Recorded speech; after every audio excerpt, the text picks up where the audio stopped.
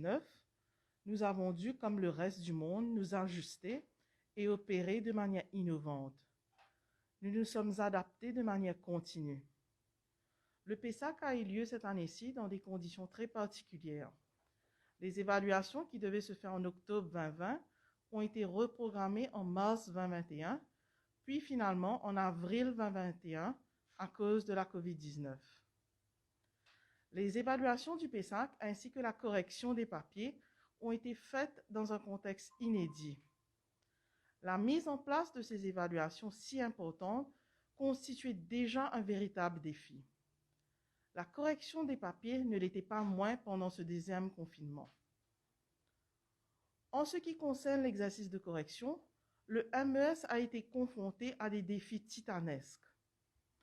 En raison de la nécessité de maintenir et de respecter la distanciation sociale dans les centres de correction, nous avons dû travailler avec un plus petit nombre de correcteurs.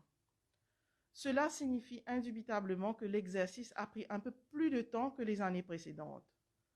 Toutefois, nous n'avons pas fait de compromis sur la qualité de l'exercice et nous avons maintenu notre structure habituelle consistant à faire de sorte que tous les papiers soient corrigés au moins 2 fois afin de garantir que les notes obtenues par les candidats soient aussi fiables que possible. Je saisis cette occasion pour remercier tous les éducateurs et les autres membres du personnel de l'école qui ont pleinement collaboré avec le MES pour que l'exercice de correction se déroule pour le mieux possible dans des circonstances qui n'étaient pas toujours faciles. Nous avons également constaté avec beaucoup de satisfaction que la performance des candidats a dans l'ensemble été à la hauteur des attentes. La performance des candidats est louable, surtout dans les matières suivantes, donc l'anglais, le français et les sciences. La qualité des réponses proposées par les apprenants ont démontré que cette évaluation était bien un processus qui consistait à recueillir, analyser et interpréter des données relatives à la réalisation des objectifs proposés dans les programmes d'études du PESAC. En anglais et en français, nous constatons une amélioration de la qualité des réponses, surtout de la lecture-compréhension qui était meilleure que les années précédentes. La qualité des rédactions était également meilleure et cela témoigne du travail herculéen accompli par les éducateurs. En sciences également, la performance s'est améliorée et les candidats ont fait preuve d'une plus grande maîtrise du contenu de la matière. En outre, ils réussissent aussi mieux dans les questions exigeant la compréhension des expériences scientifiques et de la méthode scientifique, ce qui est une fois de plus la preuve du travail acharné des éducateurs dans les écoles. Il y a eu un léger déclin dans la performance des candidats en mathématiques et en histoire-géographie, et pour cela, nous encourageons les candidats à accorder une plus grande attention aux instructions données dans les questionnaires et à réviser leurs réponses une fois qu'ils ont terminé leur travail. De nombreux candidats ont perdu des points par simple négligence en ne revenant pas sur leurs réponses. Nous espérons que les candidats arriveront à pallier à ce problème dans les années à venir. Comme vous le savez déjà, les résultats du PESAC ont été distribués aux chefs d'établissement aujourd'hui, à partir de 7 heures, à travers les coordinators runners, ce qui est différent des années précédentes, et ceci afin de respecter les mesures sanitaires. Les parents ont été priés de se présenter à leur école respective par ordre alphabétique pour prendre connaissance des résultats de leurs enfants à partir de 9 heures.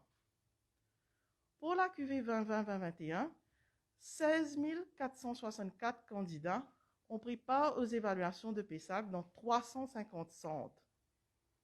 Environ 5 000 personnes ont été mobilisées pour l'organisation des évaluations et de la correction.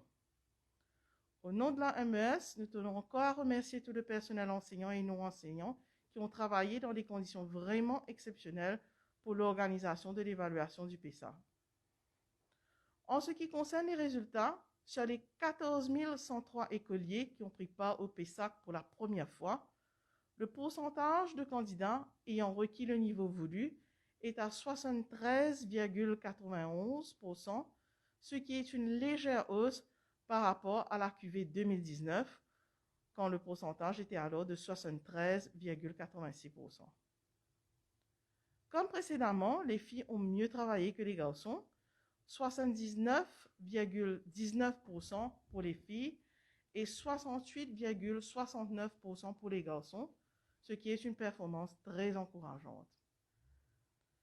Il y a une augmentation par rapport au pourcentage de candidats qui ont eu un agrégé de 4 unités.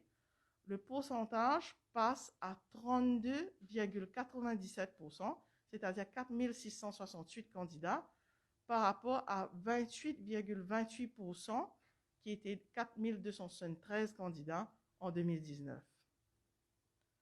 Le meilleur taux de réussite par matière a été noté en français avec un pourcentage de 83,17% par rapport à 82,76% en 2019. J'aimerais aussi souligner la bonne performance de 2 candidats du Lois Largest Trust Fund qui ont pris les évaluations en braille et qui ont réussi le PESAC. En ce qui concerne les écoles ZEP, Sainte-Thérèse de l'Enfant Jésus RCA a obtenu un taux de réussite de 81,48%, Résidence Valley Government School 73,68% et Jean-Yon RCA 70,59%. L'école de Bois des Amourettes Government School a aussi fait une progression honorable avec un pourcentage de 63,64% comparé à 38,71% en 2019. Concernant Rodrigue, on note une progression très importante avec un taux de réussite de 74,53% par rapport à 70,59% en 2019. Finalement, je tiens à remercier le staff du MES, le ministère de l'Éducation, les membres de la force policière, les syndicats, les personnes ressources, les médias et tous nos autres partenaires qui nous ont aidés pour le bon déroulement du PESAC. Merci à tous.